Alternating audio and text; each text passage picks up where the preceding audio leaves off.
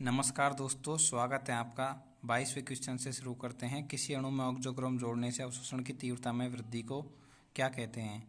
तो ऑक्सोक्रोम और एक होता है क्रोमोफोर। क्रोमोफोर तो रंग के लिए उत्तरदायी होता है, जबकि ऑक्सोक्रोम रंग की तीव्रता को बढ़ाने के लिए उत्तरदायी होता है। तो ऑक्सोक्रोम जोड़ने से अवशोषण की तीव्रता, जिसको एप्सिलॉन मैक्स कहते हैं, उसमें जब वृद्धि होगी तो उसको क्या कहेंगे? तो ये चार ऑप्शन है, अपन देखते हैं।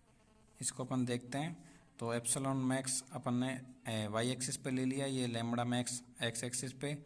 तो लैम्बडा मैक्स जब बढ़ती है तो उसको बोलते हैं बैथोक्रोमिक शिफ्ट, और लैम्बडा मैक्स जब घटती है तो उसको बोलते हैं एप्सोक्रोमिक शिफ्ट। एप्सिलॉन मैक्स जब बढ़ती है तो उसको बोलते हैं हाइपरक्रोमिक शिफ्ट, और घटती है तो हाइपोक्रोमिक शिफ्ट। तो यहाँ पे एप्सिलॉन मैक्स बढ़ने की बात हो रही है, तो इसका आंसर हो जाएगा हाइपरक्रोमिक शिफ्ट। अगला क्वेश्चन है, इनमें से सर्वाधिक स्थायी कार्बोकैटायन कौन सा है? तो इसमें अगर अपन देखें तो चारों ऑप्शन में एलाइलिक कार्बोकैटायन है, जैसे double bond, single bond, positive, और इसी प्रकार इसमें और चारों में इसी प्रकार है। लेकिन इसमें अगर आगे देखें तो डबल, सिंगल और फिर डबल नहीं आया, तो कॉन्जुगेशन यहीं पे ख़त्म हो गया। इसमें देखें तो डबल, सिंगल, डबल, सिंगल और फिर डबल नहीं आया, तो कॉन्जुगेशन यहीं पे ख़त्म हो गया। इसमें डबल, सिंगल और फिर डबल नहीं आया, तो कॉन्जुगेशन यहीं पे ख़त्म हो गया।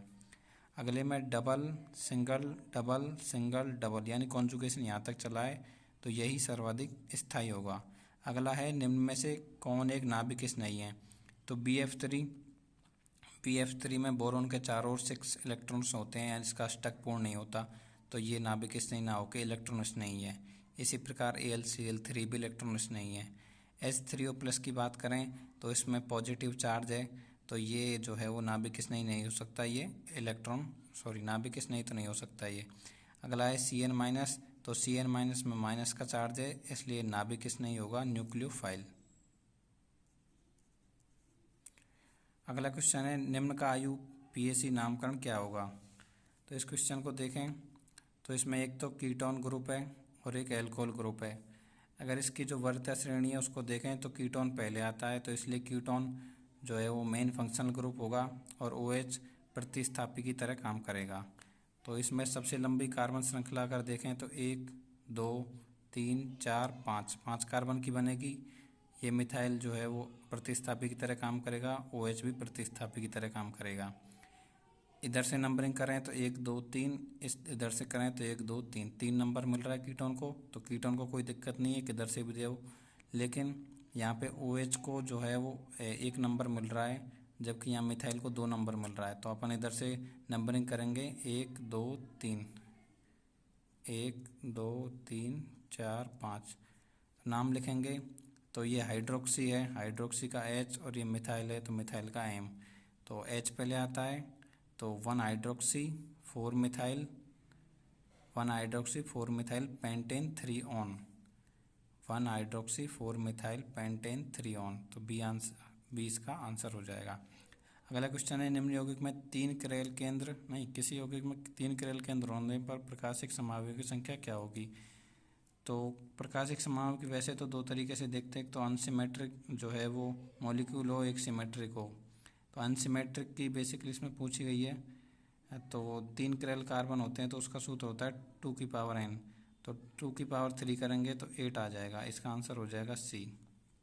और अगर सिमेट्रिक होता तो उसमें 2 सूत्र चलते हैं, एक तो इवन का और एक ऑड का। अगर इवन नंबर में जो है वो कायरल सेंटर हैं और कायरल कार्बन है, और ऑड नंबर में है, तो इसका सूत्र होता है 2n-1, और इसका होता है 2n-1 माइनस 2n-1/2। तो इससे निकलता है इसमें। अगला क्वेश्चन है, एक आवर्त में किन तत्वों का आयनन विभव सबसे कम होगा? आयनन विभव यानी आयोनाइजेशन पोटेंशियल, IP सबसे कम उनका होगा। IP का मतलब होता है किसी भी तत्व के बाह्यतम कोश से एक इलेक्ट्रॉन निकालने के लिए दी गई आवश्यक ऊर्जा।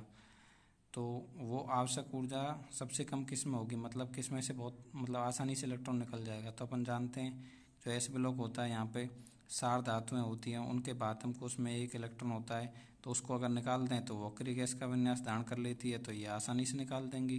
तो ये 4 धातु इसका आंसर हो जाएगा। 2 लीटर आयतन वाले फ्लास्क में उपस्थित 2 ग्राम हाइड्रोजन का सक्रिय द्रव्यमान क्या होगा? सक्रिय द्रव्यमान यानी एक्टिव मास एक तरीके से सांद्रता ही होती है। तो सांद्रता का सूत्र होता है N/V, और V यहाँ पर लेना होता है लीटर में। एन का मतलब होता है मोल, मोल बराबर W/GMM।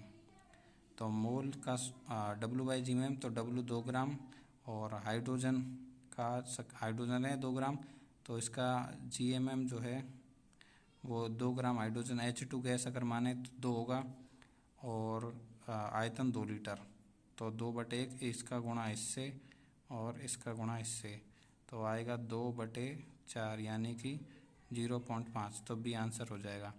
अगला क्वेश्चन है तापमान बढ़ाने पर कौन सा सामग्री दिशा में बढ़ेगा। तो इसको अपन देखते हैं। इसकी अगर अपन बात करें तो इसमें सभी जो है वो गैसें दी हुई हैं, तो अपन इसके लिए एक सूत्र काम में लेते हैं, डेल्टा NG बराबर number of gaseous product minus number of gaseous reactant, यानी कि कितने जो है वो प्रोडक्ट में गैसियस मोलिक्यूल हैं उसमें से रिएक्टेंट को घटा देते हैं, तो उससे डेल्टा NG का पता लग जाता है। तो इन चारों में अपन निकाल लेते हैं डेल्टा NG का मान। तो इसमें 1 2 और 1 2, 2 - 2 बराबर 0, इसमें 2 और 2 4, 4 - 5 बराबर -1, इसमें 1.5 - 1 बराबर आधा, और इसमें 2 - 3 बराबर -1। तो डेल्टा NG किसका ज़्यादा हुआ, सी ऑप्शन का डेल्टा NG ज़्यादा हुआ। तो डेल्टा NG जब ज़्यादा होता है तो उसकी एंट्रोपी भी ज़्यादा होती है, और अपन जानते हैं कि तापमान जब बढ़ाया जाता है तो एंट्रोपी का मान बढ़ता है। तो इसका आंसर सी हो जाएगा, क्योंकि टेम्परेचर बढ़ाने पर जो है वो एंट्रोपी बढ़ेगी और डेल्टा NG का मान भी इसी का ज़्यादा है, तो इसका आंसर सी हो जाएगा।